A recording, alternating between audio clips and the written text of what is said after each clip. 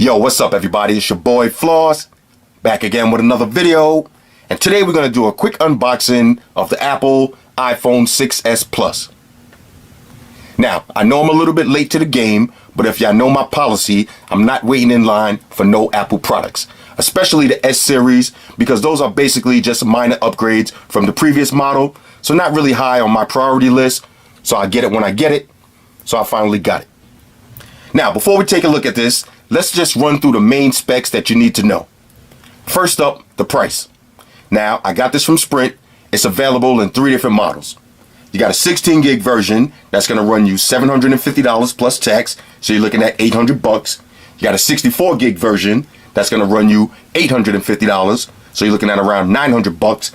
And you got the big boy, the 128 gig version that's going to run you $950 after tax. You're looking at around a cool $1,000. So the price is pretty savage. Now, as far as the display, you got a 5.5 inch IPS LCD capacitive touchscreen with a resolution of 1080 by 1920. Now that's 401 for the PPI Patrol. Now you do get 3D touch or Force touch, whatever you want to call it, and you get digital zoom. Now, as far as the processor, this phone is running the A9 chipset, which is a dual core processor clocked in at 1.84 gigahertz, and you're getting 2 gigs of RAM on board.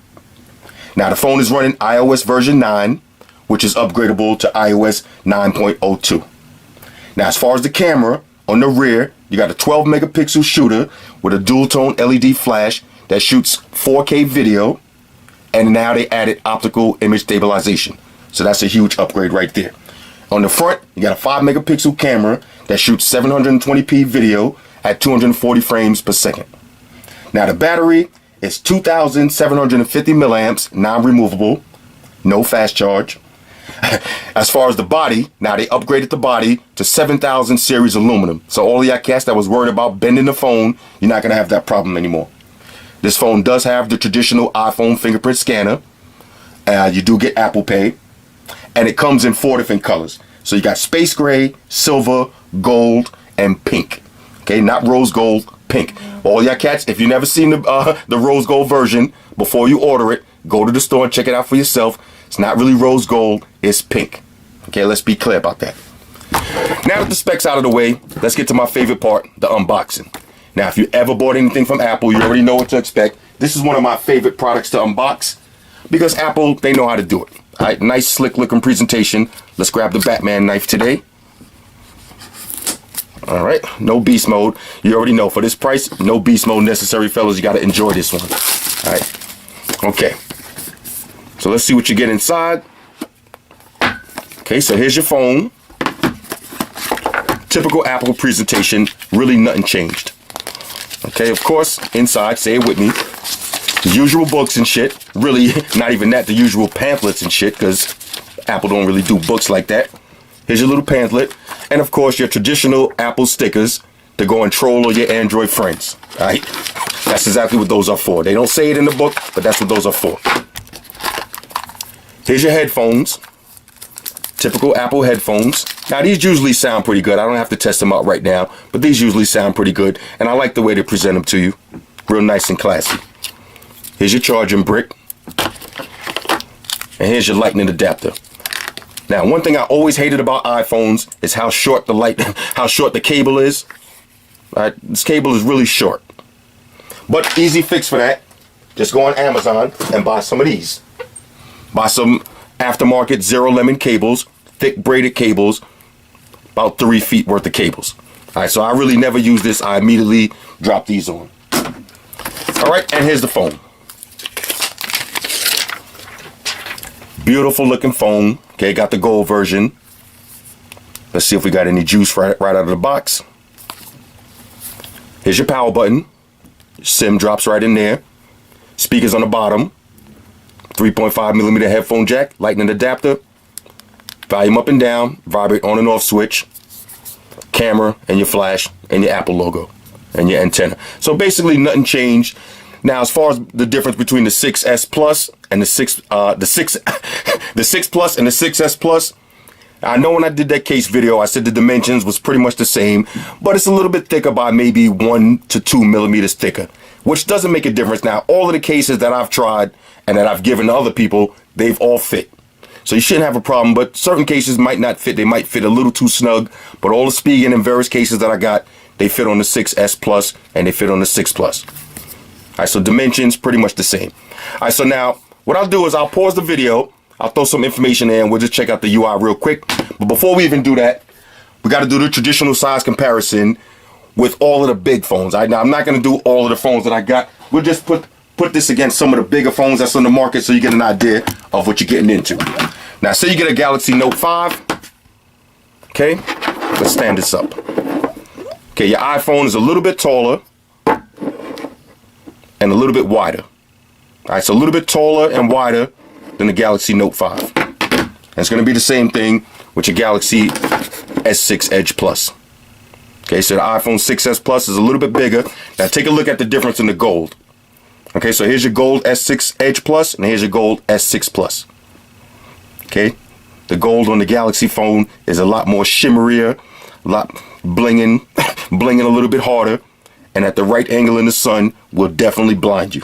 Okay, the iPhone is not really going to blind you unless you catch somebody with the Apple logo. Other than that, though, personally, I think I like the gold better on the Galaxy. iPhone is a little bit bigger. LG V10. Okay, now this is a big boy phone right here. LG V10, pretty much the same size. All right, exactly the same height. It looks like the V10 might be a little bit wider, if not exactly the same width. All right, so pretty much same size phone, the V10 and the 6S Plus. Now, for one of the biggest phones, this used to be the biggest phone I got now, but this is the second biggest phone, Nexus 6. All right, so the Nexus 6, height-wise, about the same, but the Nexus 6 is a little bit wider.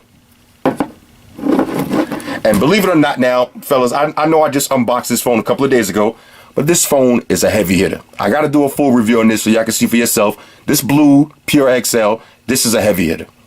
All right, later for that OnePlus 2, if you only want to spend $350 and you want a big dog, get this. Now, don't get me wrong. This is the biggest phone that I got. If you notice, it's even bigger than the 6S Plus.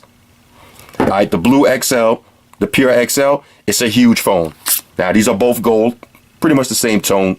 But this one is $350. This one is $800. All right, and I'm pretty sure if we do a head-to-head shootout, the blue XL is going to have more features, but it's not going to run as smooth as the iPhone.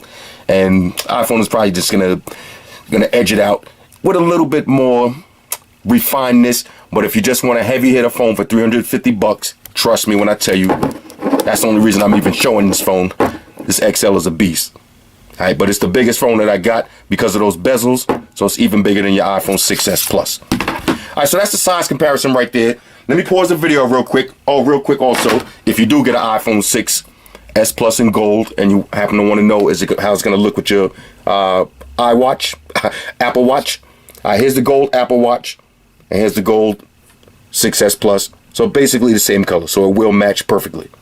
All right, so let me pause the video real quick.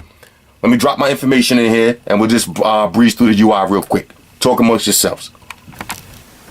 Okay, so I just activated the phone, put all my information in, dropped the Spigen crystal clear case on. Now we're ready to go. All right, so let's take a look at the UI real quick. As you can see, the fingerprint scanner works flawlessly. Basic Apple presentation. Now, when you scroll down, you get your today screen. Here's the time and the date. Shows you your battery percentage on the phone. And if you got it paired up with a watch, shows you your battery percentage on the watch. Here's your calendar, your stocks. And if you had any events scheduled for tomorrow, they'll be right there. Click over, you got all your notifications. Okay, I just put in Instagram, so that's basically all I got on deck right now. If you swipe over to the left, here's your Siri suggestions.